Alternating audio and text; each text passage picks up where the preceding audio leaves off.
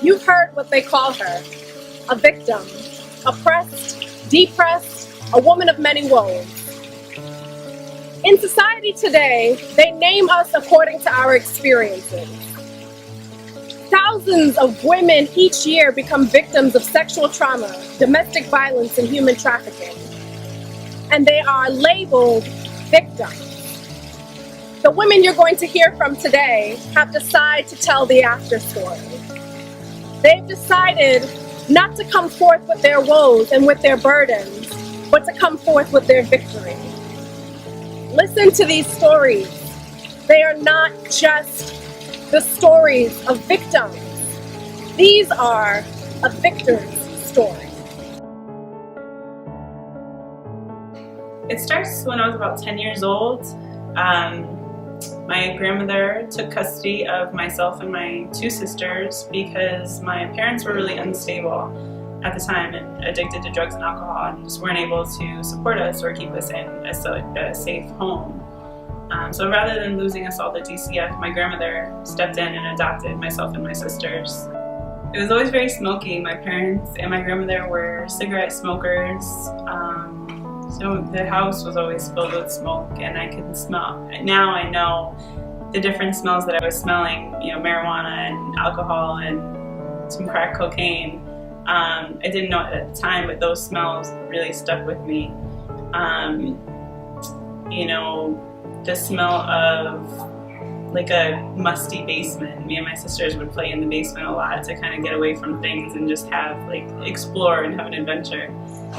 So musty basements come back to my memory a lot. Really, when I would play at other friends' houses, and they were always much cleaner and nicer and better kept, and their parents weren't always arguing, and they did nice things with their kids. That's when I started realizing that something was really off in my family. So you know from firsthand experience what domestic violence is like. What are some of the impacts domestic violence has had on you as an adult? I think it's made me very aware of relationships and what to recognize in men that might become a violent situation or might somehow give me a warning that that side of them could be in them. Bettering the communication with the family that I grew up struggling with and didn't have that communication day by day and conversation by conversation. I'm letting them know that it's okay to talk about the things that we went through and that's the only way to heal and move forward. And so with all of these things that I feel that I'm successful in life with right now, I hope to coach other young women and women that aspire to be entrepreneurs or better mothers or better wives. I feel that I can share my experiences and my self-confidence with them in order to spark some self-confidence in them to go out and go forward and do what they love to do and share what's in their heart.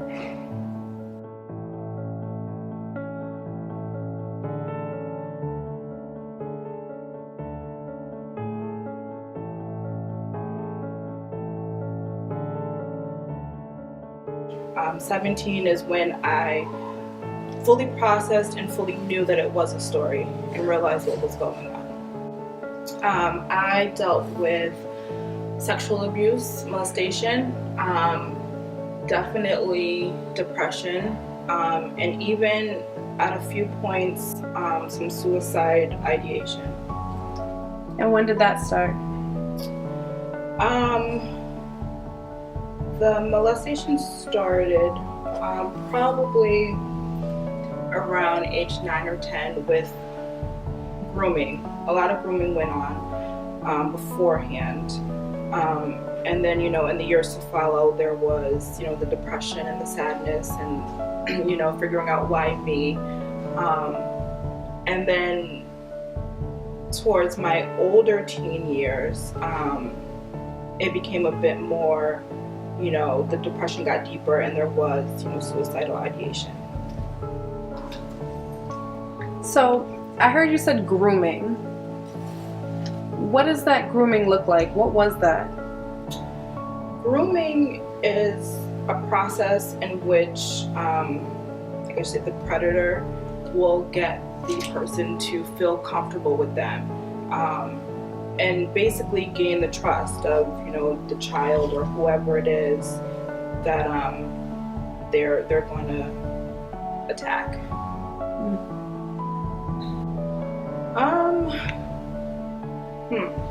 The family dynamics at that time definitely became very interesting. It didn't really tear us apart, but it made me, you know, not be as social. Even within my family, I wasn't as social. I definitely became a very big, you know, geek and bookworm. And although I knew that there were things, you know, possibly going on with my sisters, it was something we never openly talked about, you know, never asked questions about. So just kind of an assumption going on within the family. I definitely would say that I gained more confidence in myself to make the decisions for myself. Of course, it is very scary to move out, regardless of, you know, if it's a situation or not. It's just definitely a scary situation to move out. But I felt that I had, you know, the right mentality that I would survive. So it gave me a lot of strength. It gave me a lot of courage. And I think it definitely helped me be the person that I am today with a lot of the decisions that I make. I am who I am. I'm a woman. I'm a sister. I'm a friend. I'm a fighter. I am anything and everything that I could possibly want to be.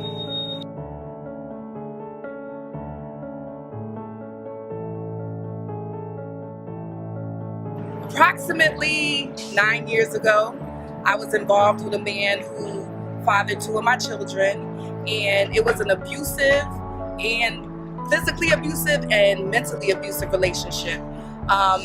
It started off great, wonderful. Everything was gorgeous and lovely. And then probably a year after I had my son, I found out that this man that I loved, that I was in love with, thought he loved me, had a baby on the way with a woman that he had been seeing probably our entire relationship. When I confronted him about this, it got serious. We were arguing in the house, and I remember him telling me, like, basically to mind my business. It had nothing to do with me. When I asked about the child, he said that had nothing to do with me. It wasn't my business.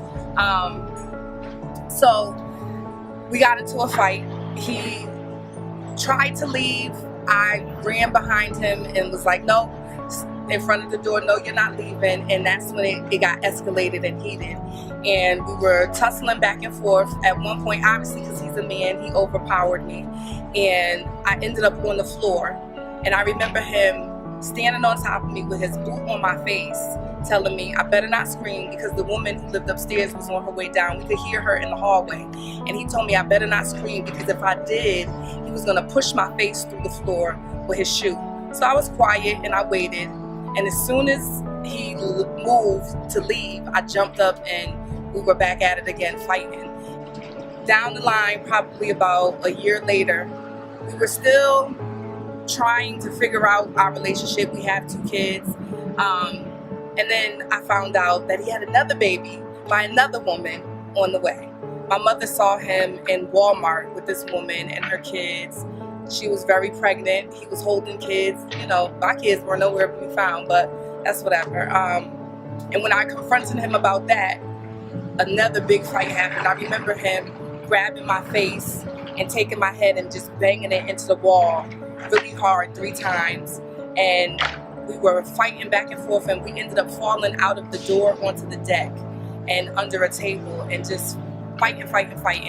He ended up calling the police. I was arrested because it was his house, it was his property, and they pulled me from under the table and they said that they were arresting me. And I was really confused because I'm thinking it was a mutual fight. This man had been lying to me. He had been cheating on me. He had been mentally just draining me, and I was being arrested.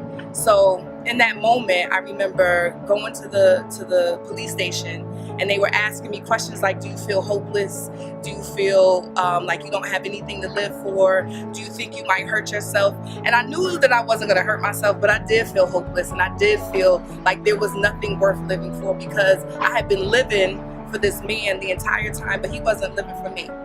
So while I was sitting in that cell, and ironically, it was around the same time I was still performing and empowering other women to do great things, and I'm sitting in a jail cell, like contemplating what it is that I'm gonna do with the rest of my life. I was like, people cannot know that I'm sitting in this jail cell. People cannot know that I've been in this relationship with this man for this amount of time, and he has not been good to me, but I'm telling other women to be good to themselves. So I made a choice at that moment that was the end. I was never going to be arrested again. I was never going to sit in anybody's jail cell, and I was never going to live my life for a man that didn't care about me. So I ultimately, once I was released from jail the next morning, I ended everything with him and moved forward. And praise God, I have not been in a situation like that since.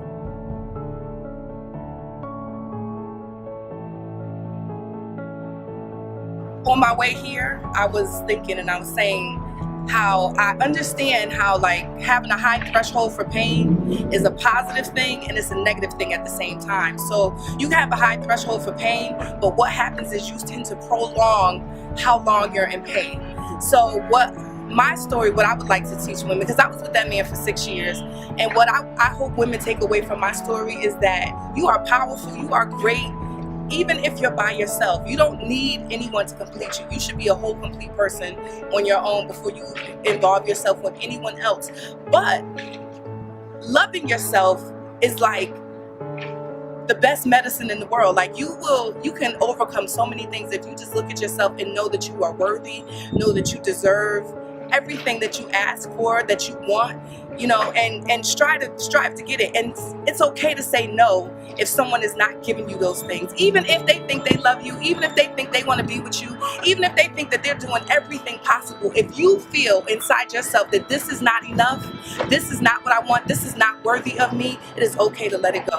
Whether it's your kid's father, whether it's somebody that you've known for years, it doesn't matter. You yourself is the most important entity, because you can't be anything for anybody else if you are nothing for yourself.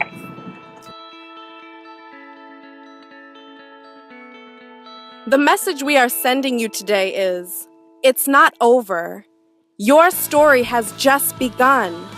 You are not alone, and the chapter you're in right now is a part of an even greater chronicle that's just beginning for you. The stories you've just heard are the stories of women who have gone through similar events, but those weren't victim stories. They were the stories of a victor. And you too have a victor's story. You too have a story of triumph to tell, a story of strength and of courage that can inspire someone and lift them out of darkness. This is not the end. It's merely the beginning. So what's the first line you will write in your victor's story?